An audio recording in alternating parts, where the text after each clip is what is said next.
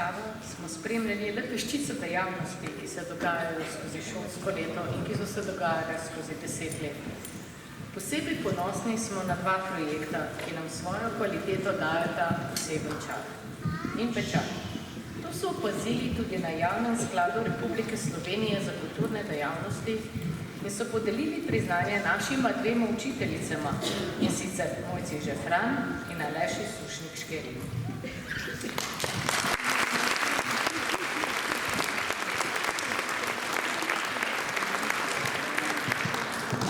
Mojca Žefran je učiteljica, ki v svojem delu izraža ljubezen do literarnega ustvarjanja, zato je projekt Pavčkove vitice pisan na kožo.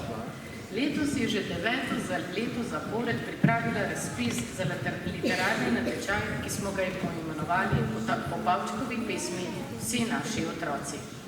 Tako so namreč zasnovane Pavčkove vitice. Po eni njegovi pesmi se učenci zgledujejo in ustvarjajo svojo lastno poezijo. Letošnji naslov je še posebej aktualen, saj so v luči ukrajinske vojne vsi otroci postali naši otroci. Letošnje leto je tudi prineslo rahlo spremembo, saj je popularnost in pomembnost projekta presegla meje jugovzhodne Slovenije, tako da smo letos prvič povabili vse osnovne šole k sodelovanju. In je to postal in upamo, da bo tudi ostal vseslovenski projekt. Zaradi naše velikopoteznosti so osnovnošolci prispevali preko 400 pesmi, sodelovalo pa je tudi največje število šol do sedaj, 72. In tako smo novo šolo in vrtec ob 10. obletnici počastili na najboljši način, da učenci najdejo svoj glas.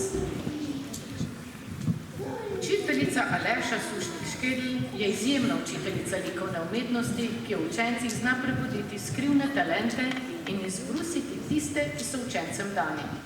Na šoli vodi lastni projekt imenovan Likovna ustvarjalnica, ki je zasnovan kot likovna kolonija, na kateri učenci ustvarjajo na podlagi pisane besede Toneta Pavčka. Ob koncu kolonije nastane razstava z vsemi deli, skupaj jih je bilo že 15. Kljub epidemiji bolezni COVID-19 je umetniško ustvarjanje potekalo nadaljavo in namesto klasične razstave je bila pripravljena virtualna razstava z vsemi deli mladih umetnikov.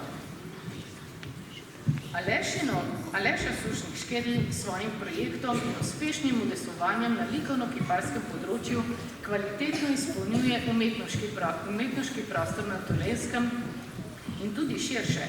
Zato vabim gospo Klavdijo Kotar, gospo Alešo Sušnik-Škerl ter gospo Mojco Žefran, da pridejo na oder, da jima podelimo priznanje.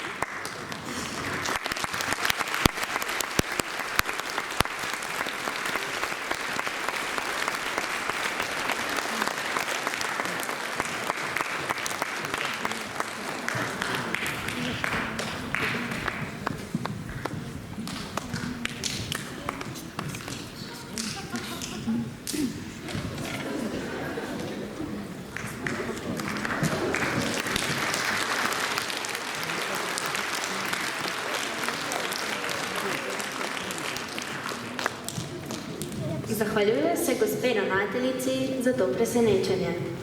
V meni peči pa ne odmevajo le športni in literarni dosežki. Med enimi in drugimi je namreč mogoče zaslišati melodije, ki iz diatoničnih harmonik izvabljajo mojsterski prsti mladih harmonikarjev. V okviru festivala Turizmu pomaga lastna glava se pod mentorstvom Tatjane Kupljenik in Darje Kibičar odvil prvi tabor harmonikarjev v dolino Tiho. Nadebudni harmonikarji so so se pomerili v preigravanju različnih melodij, ki so medse privabile marsikaterega radovedneža in ljubitelja slakove glasbe, hkrati pa so spoznavali lepote Mirnopeške okolice, pri čemer so jim pomagali 3 okoliška gasilska društva, in sicer PGD Mirnapeč, Jablan ter Hmelčič. Vsi udeleženci so dokazali, da ima zvok harmonike posebno moč, katero bomo lahko prav tako kmalu čutili tudi mi.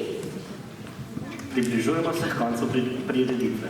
Ob tej priložnosti bi se želela zahvaliti vsem akterjem, ki so v 10 letih tako ali drugače pripomogli k razvoju delovanja osnovne šole Toneta Pavčka, vsem nastopajočim in seveda vam, dragi gledalci, da ste se danes udeležili prireditve ter skupaj z nami proslavili 10. jubilej.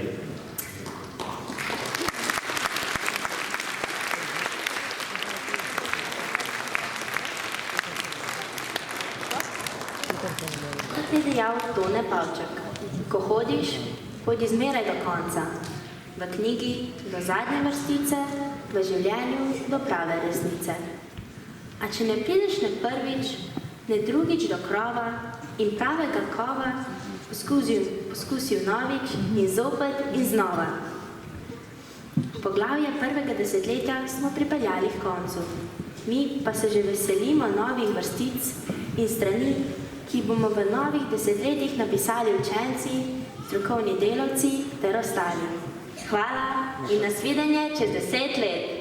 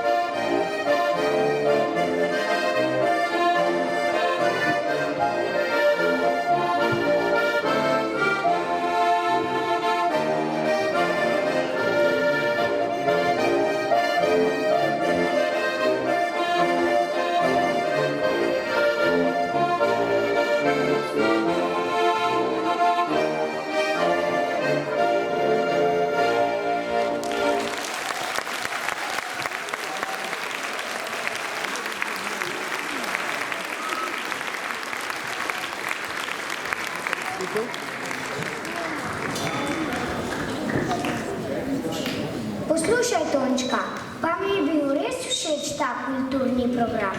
Čeprav ne morem reči, da sem kakšen kulturnik, sem vsekakor ponosen na vse, kar so dosegli v Mirni peči.